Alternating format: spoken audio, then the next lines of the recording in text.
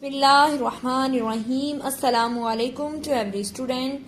I hope you all are fine and good. Today I am going to deliver the lecture number 5, class 4. Date is 18 December 2020 and day is Friday. This is the second lecture of third week and overall is fifth lecture. Students, in the previous lecture we have done question number 1 of unit number 8, lesson number 2. We are studying about types of forces in this unit.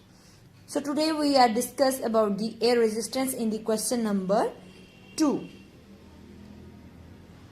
Question number 2 है what is air resistance? Give an example from daily life कि air resistance क्या होती है. इसकी example देनी है हम अपने daily life से. तो आंसर है the opposing force exerted by wind is known as air resistance. जो air resistance है वो भी opposing force है. इसमें भी two objects होते हैं, वो भी एक दूसरे को opposite force लगाते हैं.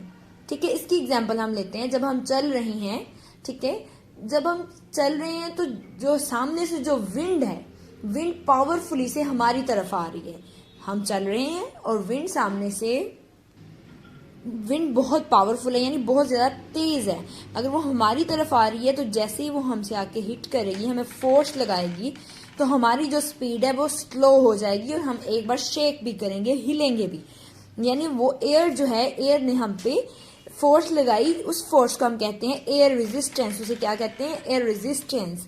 यानी जैसे उसने हम पे फोर्स लगाई तो हमारी जो स्पीड है वो स्लो हो गई, बल्कि हम एक बार शेक करेगी हमारी बॉडी अगर ज़्यादा पावरफुल है तो.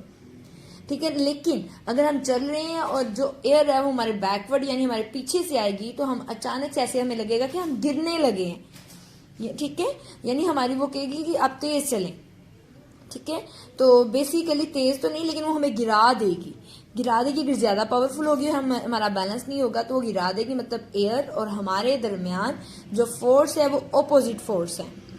एयर की फोर्स लगेगी तो हम भी फोर्स लगाएंगे और खुद को स्टेबल रखेंगे, खुद को बैलेंस रखेंगे.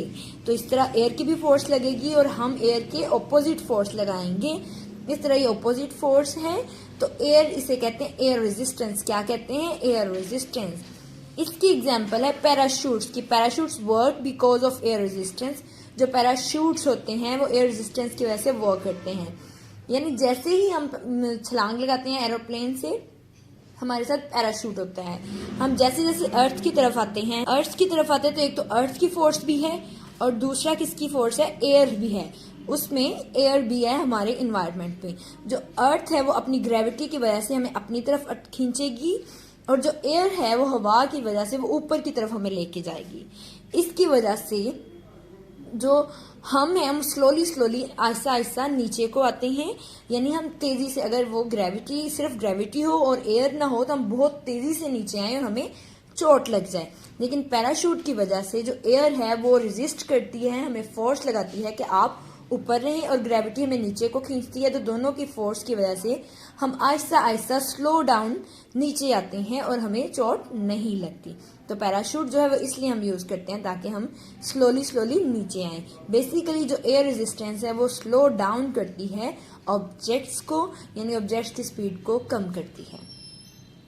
नेक्स्ट है question number 3. Why is it difficult to work on slippery floor?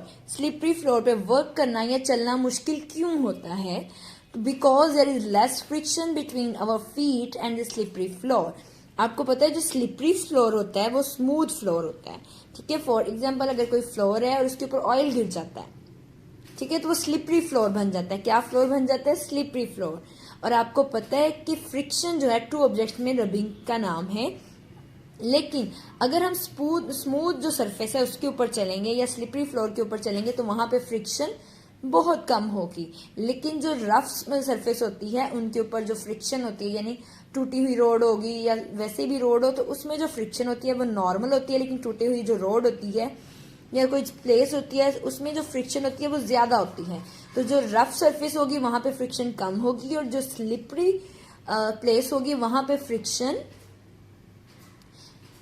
जो स्लिपरी फ्लोर होगा उसकी जो फ्रिक्शन वहां पे होगी वो कम होगी. लेकिन जो रफ सरफेस है वो जो वहां पे फ्रिक्शन होगी वो फ्रिक्शन ज्यादा होगी, वहां पे हमारी स्पीड स्लो होगी। और जो स्लिपरी फ्लोर होता है या जहां पे फ्रिक्शन ज्यादा होती है, वहां पे जहां पे फ्रिक्शन कम होती है वहां पे हम इजीली नहीं चल सकते। जैसे फ्रिक्शन कम है तो मतलब वहां पे स्लिपरी फ्लोर है, ठीक है। स्लिपरी फ्लोर होगा तो हम वहां पे आपको पता है नहीं चल सकेंगे, हमें गिरने का खर्चा होगा। इसलिए स्लिपरी फ्लोर पे क्यों चलना मुश्किल है, क्योंकि स्लिपरी फ्लोर में फ्रिक्शन कम होती है, हमारे फीट और फ्लोर के दरमियान फ्रिक्शन कम होती है। तो आज के लिए इतना ही। आप लोगों ने ये क्वेश्चंस लर्न करने हैं, लर्न करने के बाद इन्हें सेपरेट शीट पे लिखना है और नीट एंड क्लीन लिखना है, ठीक है, विद योर नेम, प्यारा प्यारा लिखना है। सबने नीट काम किया करें बेटा। आज के लिए इतना ही। अल्लाह हाफिज।